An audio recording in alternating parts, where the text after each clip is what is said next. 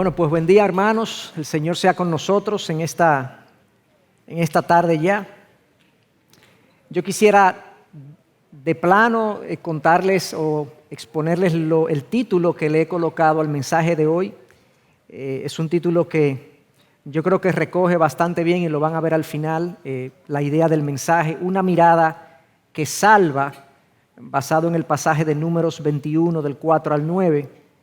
Y antes de entrar en materia, de entrar en el texto que nos corresponde, que nos toca estudiar en el día de hoy, quisiera introducir el pasaje y las verdades que vamos a compartir con algunas ideas. Ustedes seguramente han escuchado que se dice que uno aprende más del ejemplo que del discurso.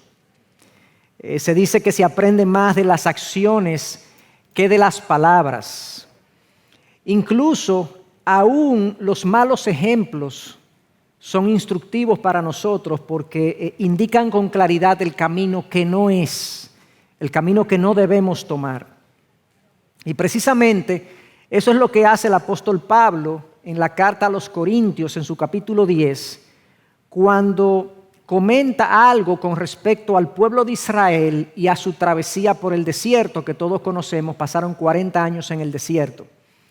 Y Pablo le comenta a los corintios lo siguiente, en el capítulo 10, como dije, versículo 5. Sin embargo, Dios no se agradó de la mayor parte de ellos, y por eso quedaron tendidos en el desierto. Escuchen ahora.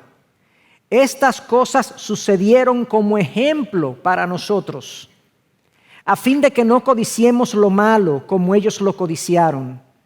No sean pues idólatras como fueron algunos de ellos, ni forniquemos como algunos de ellos fornicaron y en un día cayeron 23,000.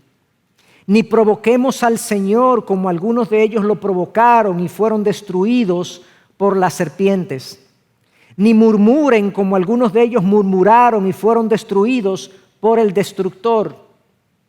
Vuelve y dice ahora Pablo: estas cosas le sucedieron como ejemplo y fueron escritas para enseñanza para nosotros, para quienes ha llegado el fin de los siglos. Por tanto, el que cree que está firme, tenga cuidado, no sea que caiga. ¿Se dan cuenta cómo Pablo indica que las cosas que le sucedieron al pueblo de Israel por su travesía en el desierto, en dos ocasiones en este pasaje dice que fueron escritas como ejemplo para nosotros, para que aprendamos de su mal ejemplo y que no caigamos en las mismas cosas que ellos cayeron? Y precisamente en el día de hoy yo quisiera estudiar y profundizar en uno de esos incidentes, de esas cosas que a ellos les sucedieron en el desierto, y que entonces traigamos esas enseñanzas a nuestras vidas. Y de hecho, el incidente que vamos a estudiar en el día de hoy, Pablo lo comenta en su pasaje a los Corintios. Leamos entonces Números 21 del 4 al 9 para que veamos de qué se trata el incidente que quiero que estudiemos hoy. Nos dice el texto: partieron del monte Hor por el camino del Mar Rojo para rodear la tierra de Edom. Y el pueblo se impacientó por causa del viaje.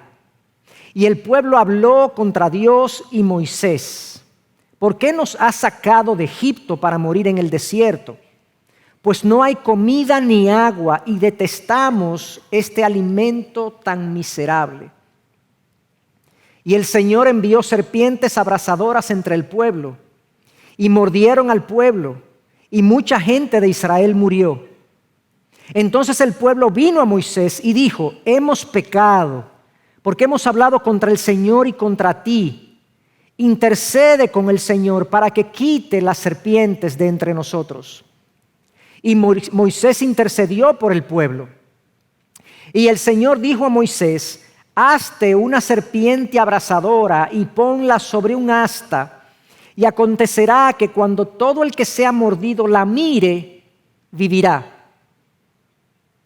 Y Moisés hizo una serpiente de bronce y la puso sobre el asta, y sucedía que cuando una serpiente mordía a alguien y éste miraba a la serpiente de bronce, vivía.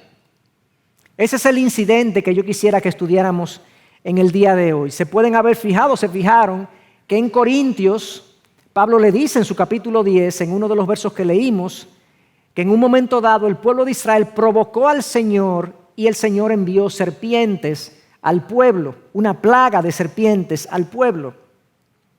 Pero inmediatamente antes, o sea, justamente antes de esto que pasa aquí, el pueblo de Israel estaba disfrutando de un buen momento.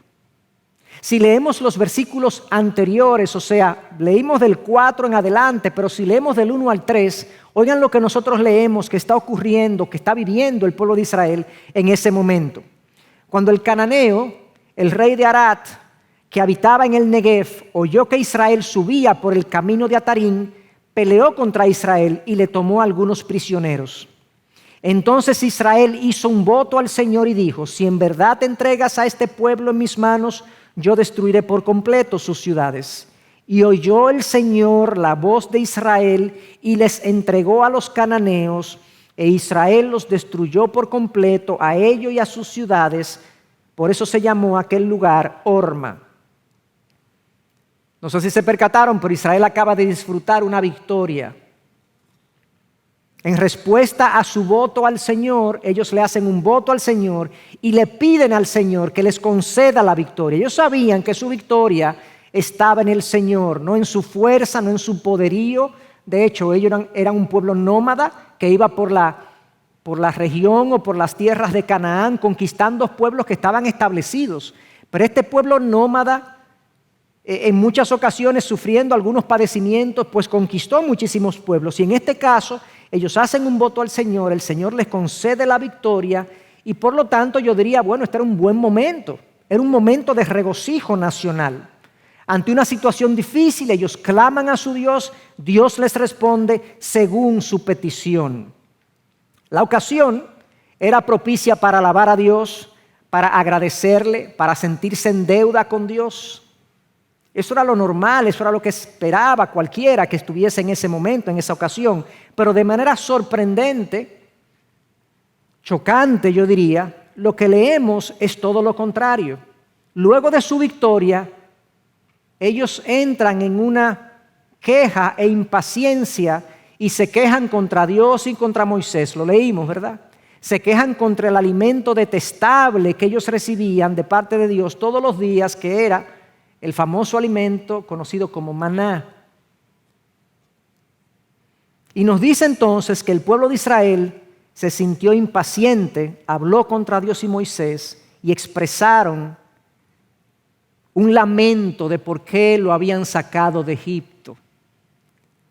Un lamento de que no había comida ni agua, lo cual era una mentira clara, porque ellos habían sido alimentados y provistos de agua hasta ese momento y expresan que detestan el alimento que Dios le había provisto. Una de las razones por la que el libro de Números es tan importante y tan relevante para los creyentes es porque sus relatos se parecen mucho a nuestras vidas. El pueblo de Israel se encuentra en un momento de su vida que se parece mucho al momento en el que nosotros nos encontramos, los creyentes. Ellos habían sido liberados de Egipto, pero todavía no llegan a donde debían llegar, a la famosa y esperada tierra prometida. Ellos están en ese intervalo rumbo a la tierra prometida. Mientras tanto, Dios había indicado que los había colocado en el desierto porque Él quería hacer una obra en ellos. Él les dice literalmente en Deuteronomio 8:2, yo te saqué al desierto para humillarte, para probarte y para ver lo que había en tu corazón. Y ahí estamos nosotros.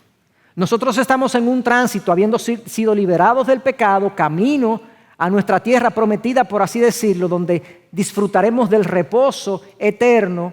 Pero mientras tanto, Dios nos tiene aquí humillándonos, probándonos y exponiendo lo que hay en nuestro corazón, con el propósito de forjar la imagen de Cristo en nosotros. Entonces, los relatos del pueblo de Israel que está en esa travesía se parecen a las experiencias que nosotros tenemos en nuestras propias vidas. Increíblemente, como usualmente pasa también con nosotros, luego de la victoria, de la reciente victoria frente al rey de Arad que acabamos de leer, ellos caen en un desánimo, en una impaciencia, en una inconformidad, en una murmuración contra Dios mismo. Ellos tenían en este caso, dice el texto, que pasar por Edom, pero si se percataron, dijimos, tuvieron que irse por el camino del Mar Rojo para rodear la tierra de Edom. ¿Qué fue lo que pasó ahí? Bueno, ellos iban a su tierra prometida, tenían que pasar por Edom, que era un pueblo conocido en ese momento, pero para evitar pasar por ahí y evitar un conflicto con el pueblo de Edom, porque ya le habían pedido permiso al rey, y el rey le dijo, no pasen por aquí, si pasan por aquí los voy a atacar. Entonces Moisés y el liderazgo del pueblo decide rodear la tierra de Edom para evitar la guerra. Y este pueblo entonces, que está siguiendo a Moisés y al liderazgo, se impacientó, y yo diría que humanamente lo podemos entender. ¿Por qué? Porque ellos tienen ya 38 años en el desierto. Están casi llegando, y casi llegando les dice, no, te tienes que desviar. ¿En serio? A caminar más de lo que hemos caminado. Claro, esta no es la generación que salió de Egipto. La generación que salió de Egipto ya casi toda murió en el desierto. Estos son los hijos de los que salieron en Egipto. Pero ellos están impacientes. Ellos están ansiosos por llegar. Ellos quieren que ya que las cosas que Dios le ha dicho, les ha prometido, se den en sus vidas. Y cualquier coincidencia con nosotros, ¿verdad? Nosotros queremos que las cosas se den. Queremos tener las cosas que entendemos merecemos o se nos han prometido, se nos han dicho. Y nos impacientamos en el camino y cuestionamos estas vueltas de Dios en nuestras vidas que no entendemos. Pero si Dios nos acaba de conceder la victoria sobre el rey de Arad, ¿por qué no nos concede la victoria contra Edom? ¿Por qué tenemos que bordear a Edom y no podemos vencerlos a ellos también? Y Dios dice, no, en este caso yo tengo otro plan, tengo otra instrucción que ustedes deben seguir.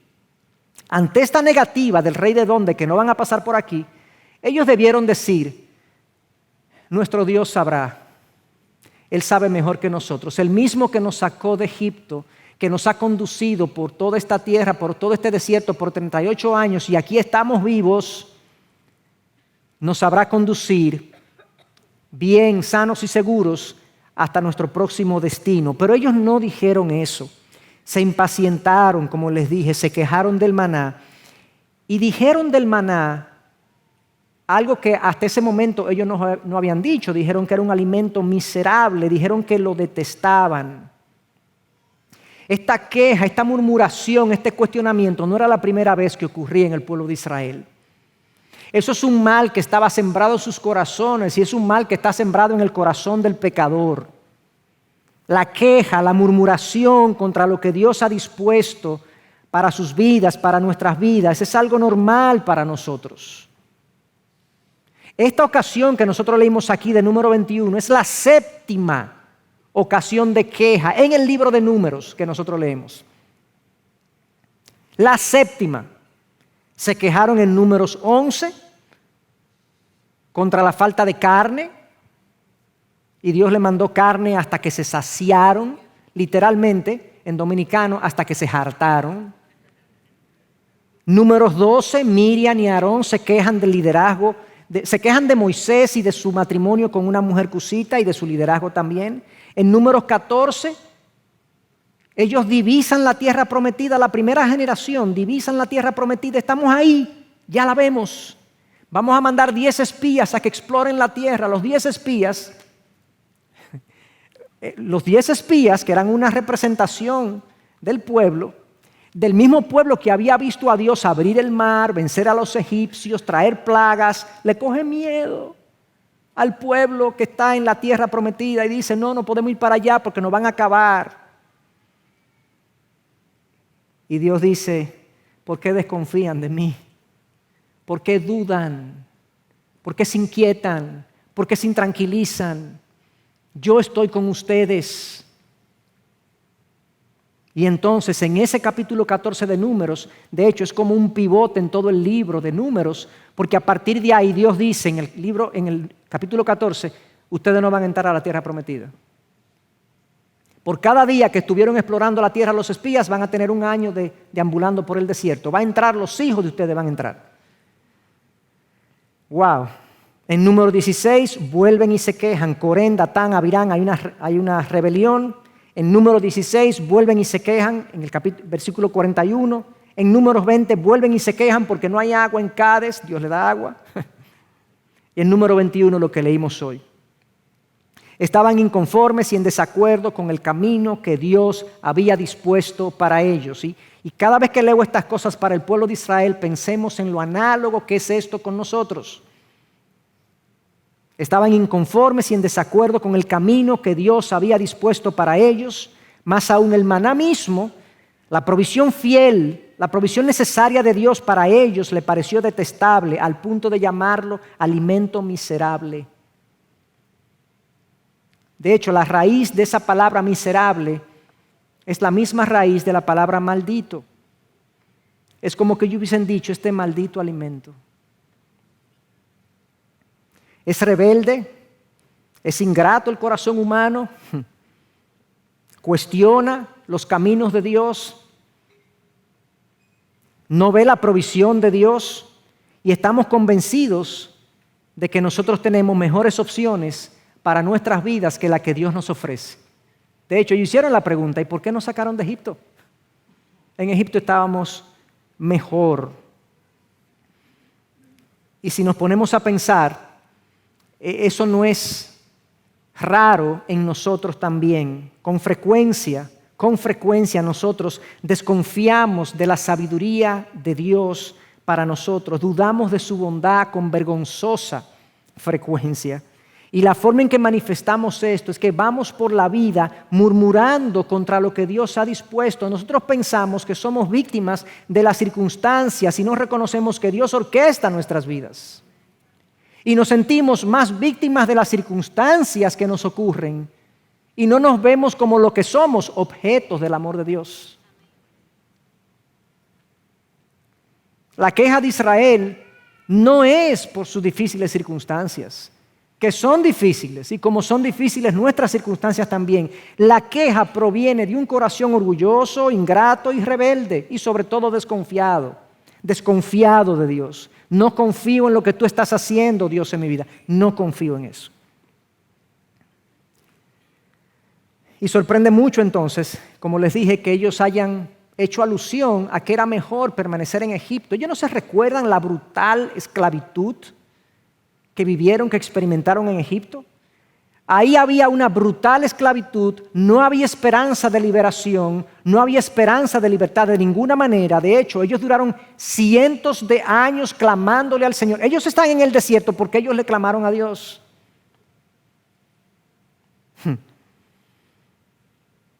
Y ciertamente, Egipto tenía ciertas facilidades, pero estaban esclavos. En el desierto ellos carecen de ciertas cosas, pero cuentan con la protección de Dios, con su nube de día, con su columna de fuego de noche que les ilumina y les da calor, con su dirección y guía, y sobre todo con la esperanza de que entraremos en la tierra que emana leche y miel. Sin duda, hermanos, que la insatisfacción y el cuestionamiento a los caminos de Dios dependen mucho de que yo sea capaz de apreciar de dónde Dios me sacó y de ilusionarme de hacia dónde Dios me lleva. Cuando yo vea de dónde Dios me sacó y dónde estaría yo si el Señor no hubiese tenido misericordia de mí, y yo aprecie eso y yo me ilusione con la tierra que emana leche y miel hacia donde yo me dirijo, yo diré gracias, Señor, no importa el desierto.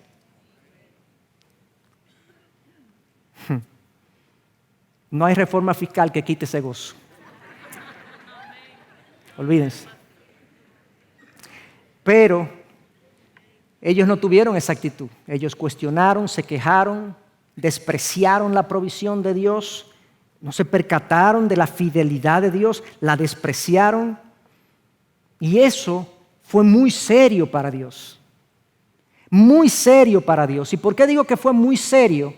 Porque fíjense que en el versículo 6 de Números 21 se nos dice: y el Señor envió serpientes abrasadoras entre el pueblo y mordieron al pueblo, y mucha gente de Israel murió. O sea, esta gente se rebeló, dijo que el maná era detestable, y Dios, sin mediar palabra, sin advertencia alguna, nos dice el versículo 6, y el Señor envió serpientes abrasadoras. Este término de serpientes abrasadoras, la Reina Valera lo traduce como serpientes ardientes, y la Nueva Traducción Viviente como serpientes venenosas. Lo que se entiende es que era un tipo de serpiente cuyo veneno producía una inflamación ardorosa, una inflamación en el cuerpo que se sentía que la persona se estaba como quemando. Y hay venenos así, hay serpientes así. Piensen también que ellos estaban en el desierto, o sea que era doblemente aflictivo este tipo de veneno, de este tipo de serpiente en este caso. Y como pasó con muchos de los actos sobrenaturales de Dios en el pasado, Dios usaba elementos naturales, pero los usaba de manera poco comunes. ¿Recuerdan la plaga de sapos que Dios le envió a Egipto? Eran sapos normales, naturales, pero los envió en manadas incontables. Aquí pasó lo mismo. Esto era una serpiente normal, quizás común en la región, donde Dios la concentró como una especie de plaga en ese momento y la mandó al pueblo. Se nos dice que muchos murieron, no se sabe cuántos murieron, muchos murieron, mucha gente murió. Pero piensen no solamente en las muertes ocurridas, sino en la congoja y la angustia de los que no habían sido mordidos por las serpientes, que estaban ahí en el campamento, y estos animalitos, ¿verdad?, que la mayoría de nosotros le tiene como cosa, ¿verdad? Aquí no, aquí las serpientes lo que hacen es cosquilla, pero aún a esa uno le tiene como un asco, como un desprecio. Es un animal, perdónenme con aquellos que quizás son amantes de la serpiente, porque en cada cabeza, pero feo.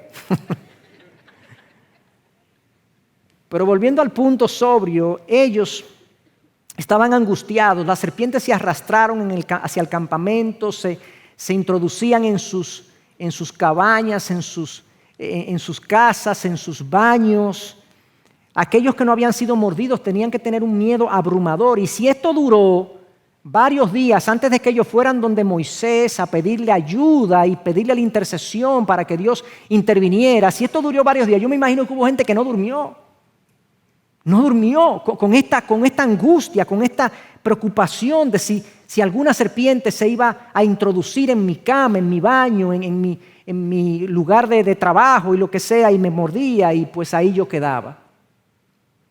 En esa situación entonces de angustia, de preocupación, de desesperación, que es el punto ideal, cuando estamos así, ahí se acude a Dios. En Números 21:7, en la primera parte, dice: entonces el pueblo vino a Moisés y dijo: hemos pecado, porque hemos hablado contra el Señor y contra ti. Increíblemente, el pueblo fue despertado, habiendo recibido la consecuencia de su pecado, el juicio de Dios por su pecado. El pueblo abrió los ojos, entendió el mensaje, entendió que estaba mal delante de Dios y reconoció su pecado de manera inmediata. No siempre pasa así. A veces Dios está tratando con nosotros situaciones y nosotros no abrimos los ojos tan rápido como debemos abrirlos. No reconocemos nuestro pecado tan rápido como deberíamos reconocerlo. Pero Dios, que es un Padre fiel, un Padre comprometido con nuestra formación y santificación, continúa trabajando en nosotros hasta que nosotros abramos los ojos. De ahí que en el libro de Hebreos, capítulo 12, versículo 7, oigan lo que nos dice la palabra, hablándonos de la interacción de Dios con sus hijos. Dice: es para su corrección que sufren. Dios los trata como a hijos, porque ¿qué hijo hay a quien su padre no discipline? No todas nuestras aflicciones son parte de la disciplina correctiva de Dios. En este caso, el caso de los judíos, esto era parte de su disciplina correctiva. Ellos se habían equivocado, habían pecado contra Dios y Dios aplica su disciplina correctiva. Pero en ocasiones Dios aplica una disciplina que no es correctiva, sino formativa. No se debe a un pecado que yo haya cometido, sino a una virtud que Dios quiere formar en mí. Eso también ocurre. O sea que no todo lo que nos aflige es porque nos hemos equivocado. De hecho, la palabra está clara. En un momento dado, Jesús se encuentra con un ciego de nacimiento, lo sana y los discípulos vienen y le preguntan al Señor Jesús, ¿quién pecó, este o sus padres? O sea, ¿esto es una disciplina correctiva? ¿Que pecó sus padres o pecó él? Y Jesús dice, no, ni pecó él ni pecaron sus padres. Este hombre nació ciego para que las obras de Dios se manifiesten en él. O sea que hay ocasiones en las que las aflicciones de nosotros también son para que cuando Dios nos dé la liberación, Él sea glorificado. En este caso era una disciplina correctiva, Dios le impone la disciplina y ellos, qué bueno que vieron claramente lo que Dios estaba queriendo decirles. Aceptaron y admitieron su pecado y se arrepintieron de su pecado. Entonces el pueblo acudió a Moisés, le confesó su pecado y le agrega en el versículo 7, la segunda parte, intercede con el Señor para que quite las serpientes de entre nosotros. Y Moisés intercedió por el pueblo. Esto lo había hecho ya en repetidas ocasiones. Moisés intercedía delante de Dios por el pueblo de Israel.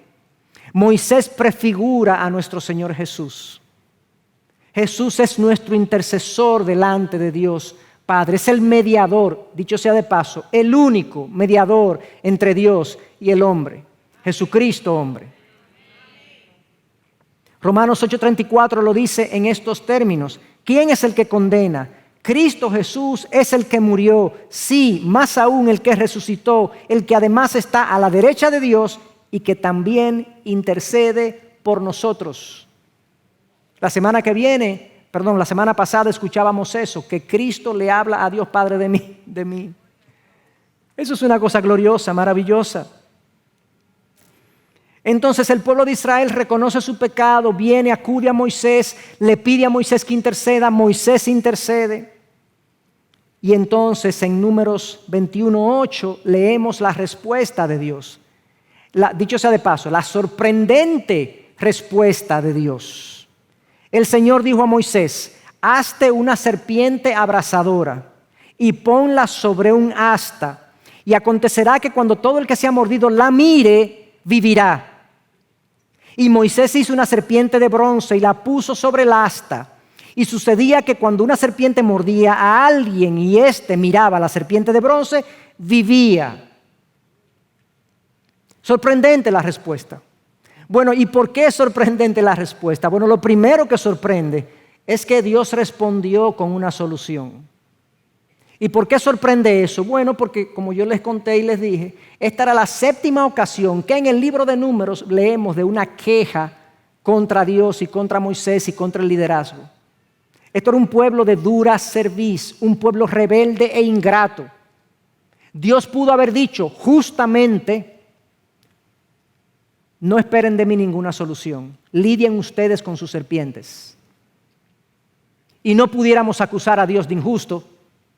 Dios hubiese actuado justamente. La solución que Dios propone nace de su gracia, nace de su compasión, nace de su misericordia, nace de su corazón dadivoso y bondadoso hacia nosotros. Y eso sorprende, que Dios escuchara y atendiera su súplica. Charles Spurgeon, hablando de esa respuesta, dice lo siguiente: a pesar de todas estas provocadoras rebeliones y detestables atrocidades del pueblo de Israel, el Señor aún escuchó su oración y se compadeció de ellos. Esto es verdaderamente asombroso, muy propio de Dios. Se podría haber pensado que el Señor habría cerrado sus oídos a sus oraciones, ya que ellos habían cerrado sus oídos a sus amonestaciones, pero no. Él tenía un corazón de padre y ver sus dolores conmovió su alma. El sonido de sus clamores venció su corazón y los miró con compasión. Su ira más feroz hacia su propio pueblo es una llama temporal, pero su amor arde para siempre como la luz de su propia inmortalidad. Qué maravilla que nosotros sabemos que un corazón contrito y humillado, arrepentido, Dios no lo desprecia. No importa cuántas veces yo me haya equivocado contra Dios, no importa cuántas veces yo haya pecado, un corazón contrito y humillado y arrepentido delante de Dios, Él no lo desprecia. Y eso es lo primero sorprendente en esta respuesta de Dios. Pero lo segundo sorprendente es que la solución divina parece paradójica. Parece paradójica. Ellos le pidieron a Dios que les quitara las serpientes. Moisés, dile a Dios que nos quite las serpientes. Pero Dios no le quita la serpiente. Dios le dice a Moisés, haz una serpiente.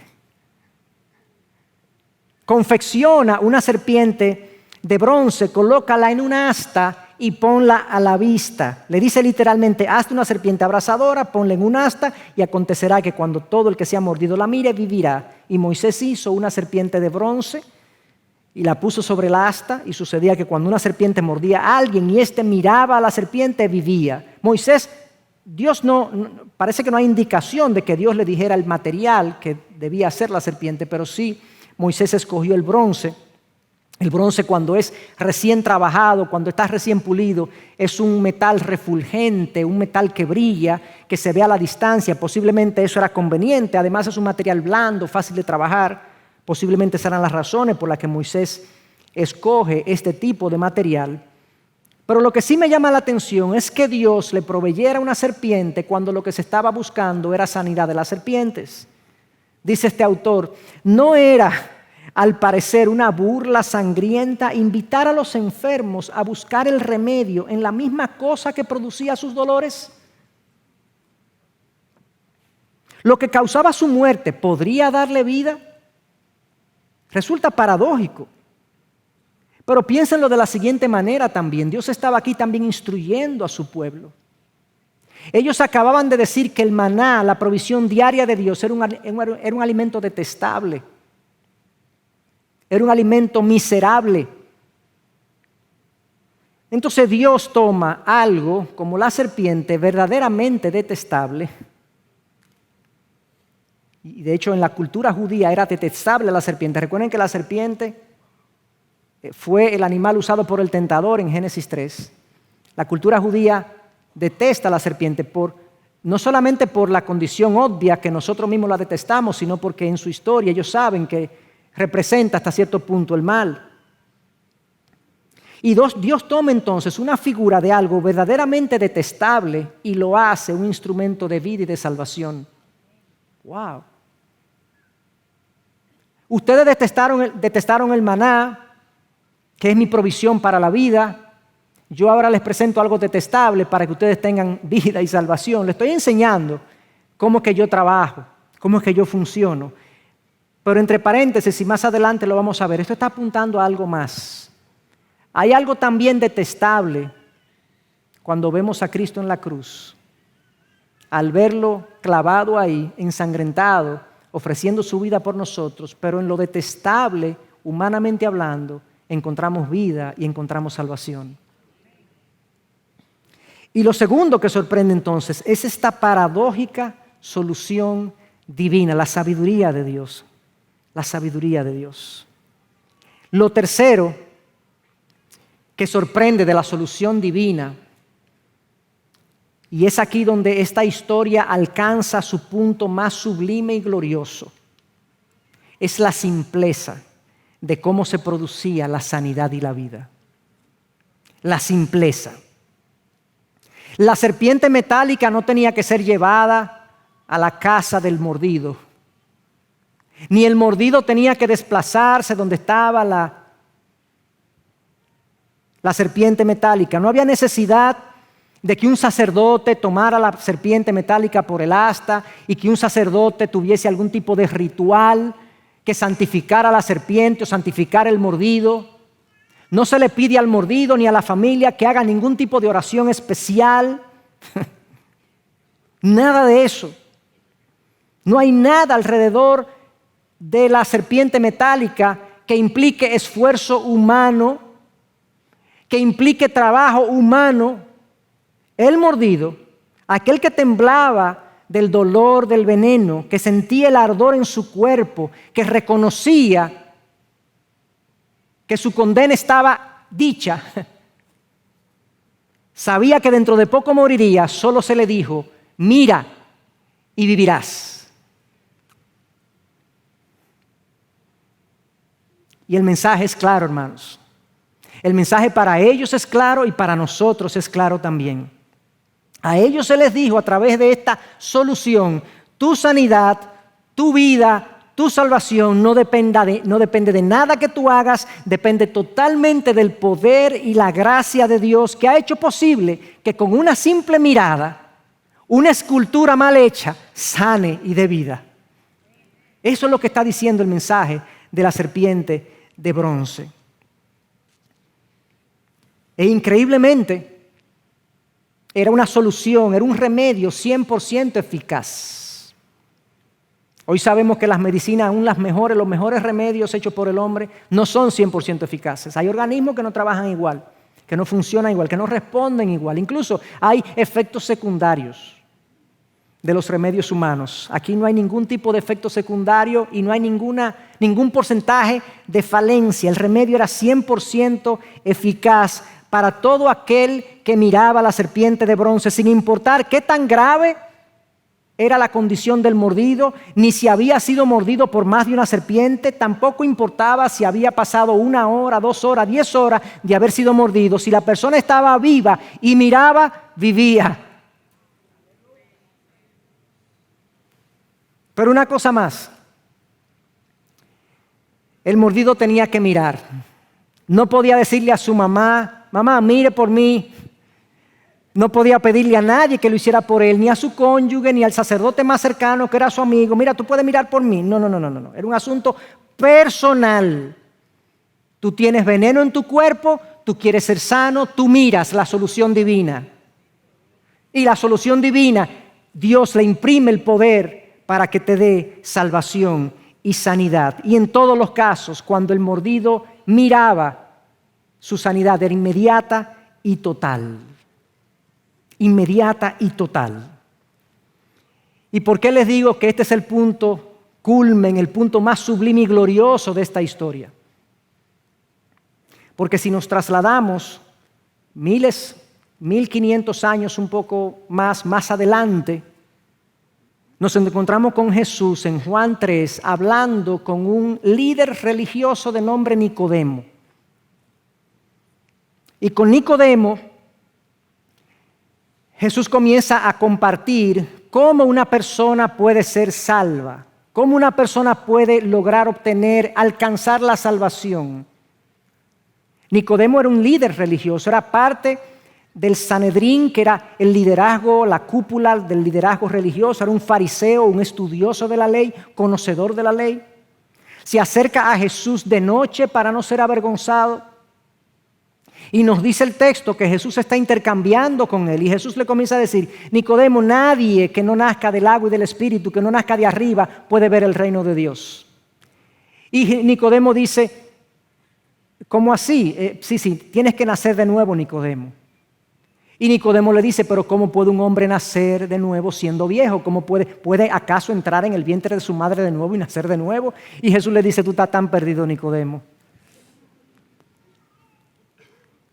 Y si siguen leyendo un poquito más abajo en la misma historia con Nicodemo, en el versículo 14 de Juan 3, Jesús le dice: y como Moisés levantó la serpiente en el desierto, así es necesario que sea levantado el Hijo del Hombre, para que todo aquel que en él cree tenga vida eterna. ¿Ustedes saben cuál es el versículo que viene ahora?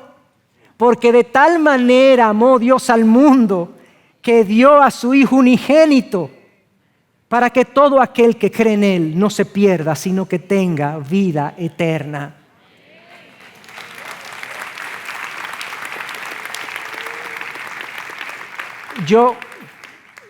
Esta pregunta la creé yo. ¿Tú lo entiendes, Nicodemo? ¿Qué es lo que Jesús le está diciendo?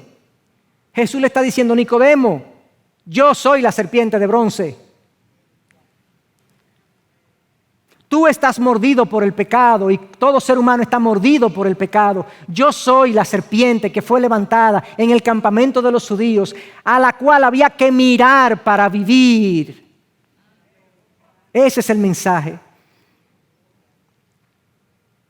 Y hermanos, todos nosotros hemos sido mordidos por el pecado y tenemos la vida envenenada. Nuestra condición es una condición de mortandad. Dentro de poco tiempo estaremos muertos. Físicamente, pero lo estamos espiritualmente. Y así como la serpiente de bronce fue levantada y la prescripción divina fue, mira y vivirás. La prescripción para nosotros, como pecadores todos que somos, es mira a Cristo y vivirás. No hay necesidad de hacer nada más.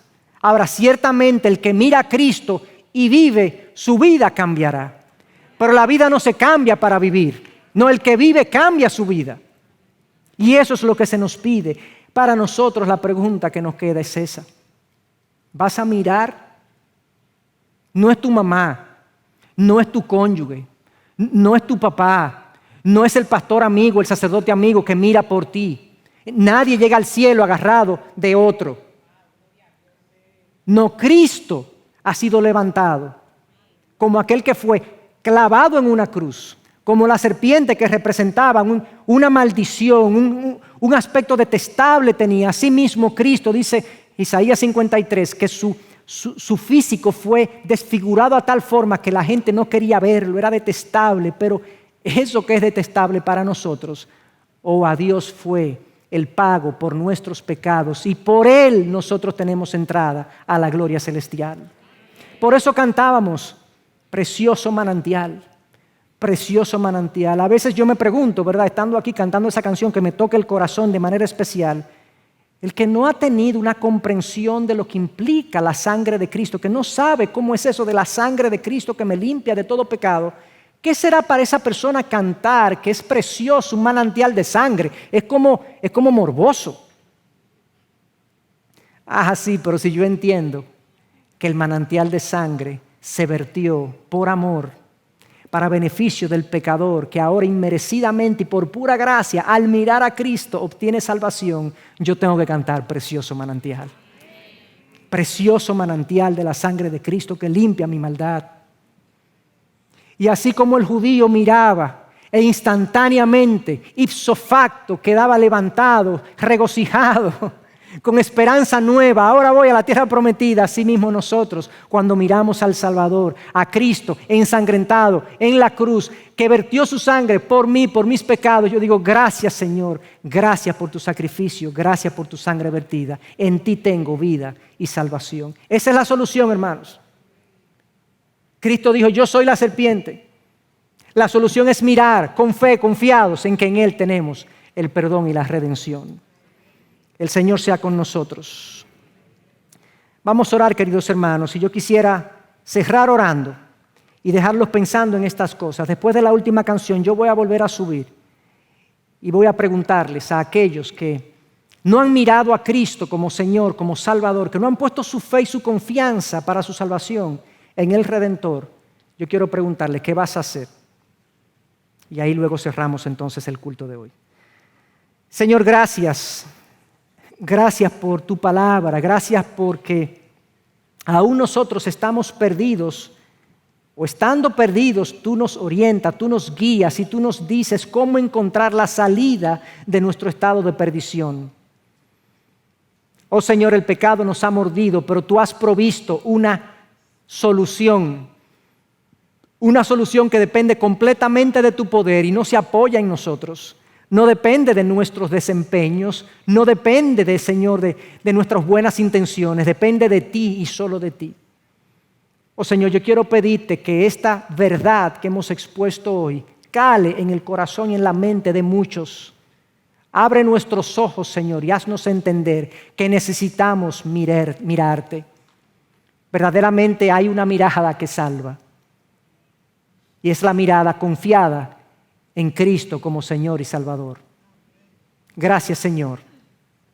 Bendecimos tu nombre. Amén y amén. Gracias por acceder a este recurso. Espero que haya sido de gran bendición para tu vida.